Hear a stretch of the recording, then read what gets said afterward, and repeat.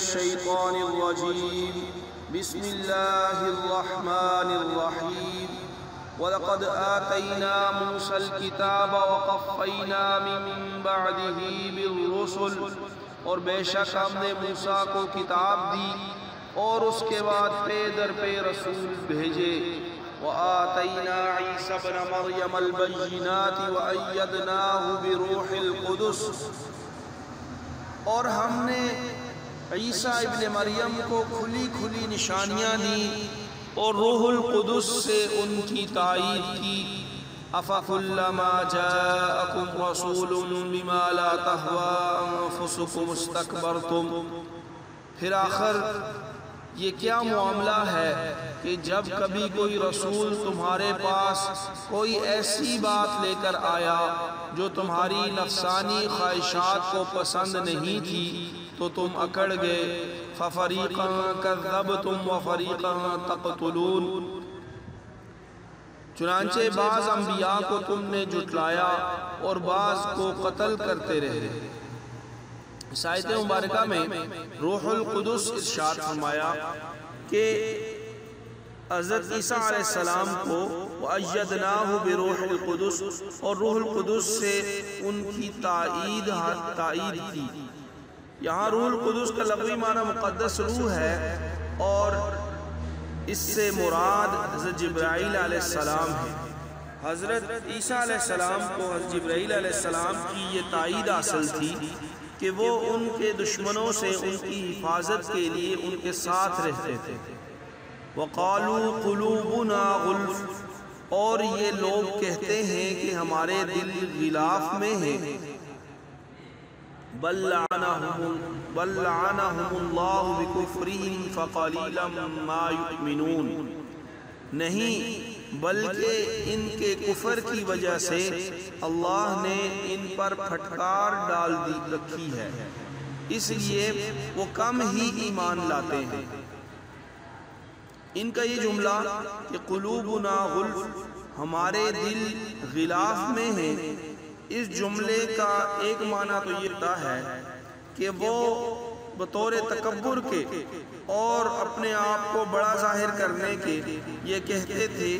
کہ ہمارے دلوں پر ایک حفاظتی غلاف ہے جس کی وجہ سے کوئی غلط بات ہمارے دلوں میں گھر نہیں کر سکتی۔ اور یہ مطلب بھی ممکن ہے کہ وہ مسلمانوں کو اپنے آپ سے مایوس کرنے کے لیے طنزاً یہ کہتے تھے کہ آپ تو بس یہ سمجھ لو کہ ہمارے دلوں پر غلاف چڑھا ہوا ہے اور ہمیں اسلام کی دعوت دینے کی فکر میں نہ پڑو، اس کا ہم پر کوئی اثر نہیں ہونا۔ وَلَمَّا جَاءَهُمْ كِتَابٌ مِّنْ عِنْدِ اللَّهِ مُصَدِّقٌ لِمَا مَعَهُمْ، اور جب ان کے پاس اللہ کی طرف سے وہ کتاب آئی یعنی قرآن، جو اس یعنی تورات کی تصدیق بھی کرتی ہے جو پہلے سے ان کے پاس ہے۔ وَكَانُوا مِن قَبْلُ يَسْتَفْتِحُونَ عَلَى الَّذِينَ كَفَرُوا، تو ان کا طرز عمل دیکھو